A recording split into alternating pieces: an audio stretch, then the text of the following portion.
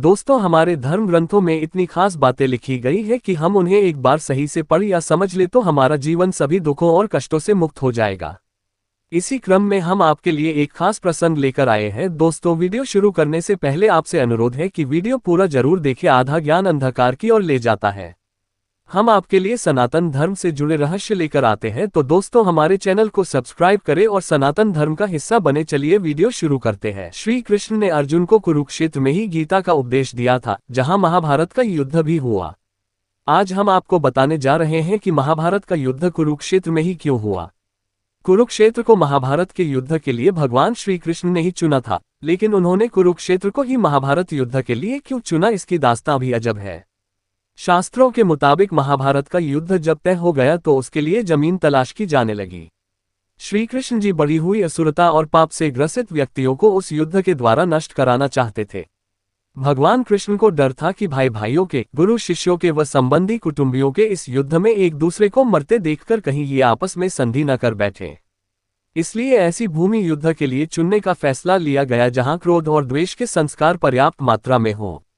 श्री कृष्ण ने कई दूत अनेकों दिशाओं में भेजे और उन्हें वहां की घटनाओं का जायजा लेने को कहा। एक दूत ने सुनाया कि कुरुक्षेत्र में बड़े भाई ने छोटे भाई को खेत की मेद टूटने पर बहते हुए वर्षा के पानी को रोकने के लिए कहा। उसने साफ इनकार कर दिया। इस पर बड़ा भाई आग बबूला हो गया। उसने छोटे भाई को छुरे से गोद डाला और उसकी लाश को पैर पकड़कर घसीटता हुआ उस मेद के पास ले गया और जहां से पानी निकल रहा था वहां उस लाश को पानी रोकने के लिए लगा दिया।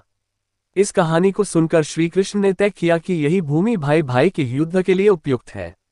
जब श्री कृष्ण आश्वस्त हो गए कि इस भूमि के संस्कार यहाँ पर भाइयों के युद्ध में एक दूसरे के प्रति प्रेम उत्पन्न नहीं होने देंगे, तब उन्होंने युद्ध कुरुक्षेत्र में करवाने की घोषणा की। दूसरी कहानी के अनुसार कहते हैं कि जब कुरु इस क्षेत्र की जुताई कर रहे थे, तब इंद्र ने उनसे जाकर इसका कारण पूछा। कुरु ने कहा कि जो भी व्यक्ति इस स्थान पर मारा जाए वह पुण्यलोक में जाए, ऐसी मेरी इच्छा है।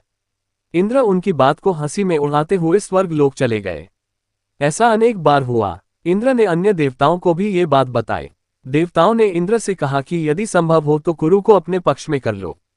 तब इंद्र ने कुरु के पास जाकर कहा कि कोई भी पशु, पक्षी या मनुष्य निराहार रहकर या युद्ध करके इस स्थान पर मारा जाएगा तो वह स्वर्ग का भागी होगा।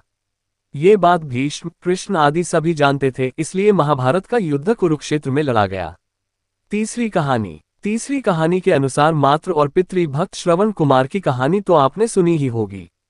श्रवण कुमार जैसे पितृभक्त खोजना मुश्किल है।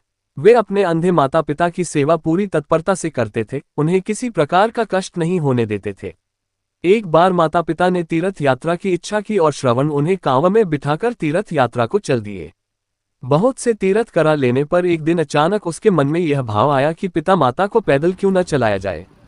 उन्होंने कांव जमीन पर रख दी और उन्हें पैदल चलने को कहा। अंधे माता और पिता पैदल चलने तो लगे, पर उन्होंने साथ ही यह भी कहा, बेटा इस भूमि को जितनी जल्दी हो सके पार कर लेना चाहिए। वे तेजी से चलने लगे। जब वह भूमि निकल गई तो श्रवण कुमार को माता पिता के साथ इस तरह का व्यवहार करने पर बड़ा पश्चाताप हुआ और उसने पैरों में गिरकर क्षमा मांगी तथा फिर से दोनों को कांव में बिठा लिया। उनके अंधे पिता ने कहा, पुत्र इसमें तुम्हारा दोष नहीं। उस भूमि पर किसी समय मैं नामक एक असुर रहता था, उसने जन्मते ही अपने ही पिता माता को मार डाला था। उसी के संस्कार उस भूमि में अभी तक बने हुए हैं, इसी से उस क्षेत्र में गुजरते हुए तुम्हें ऐसी बुद्धि उपजी।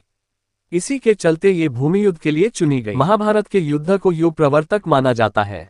महाभारत का युद्ध केवल कौरव और पांडवों का के बीच का युद्ध भर नहीं था, बल्कि महाभारत हमें ऐसे कई पात्रों की कहानियां को जानने का मौका मिलता है, जिनके जीवन को जानकर हमें धर्म और अधर्म को समझने में मदद भी मिलती है। महाभारत का युद्ध 18 दिनों तक चला था।